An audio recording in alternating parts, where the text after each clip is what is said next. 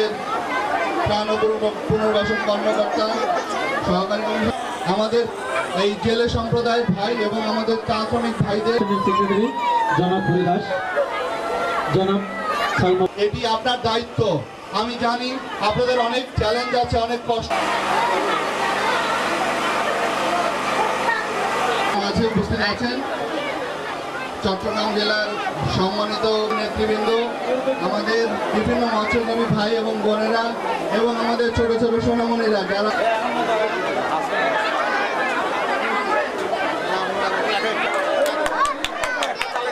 বেলাল দিতেছেন আমাদের চট্টগ্রাম মান্যবর বিবি আসিয়া।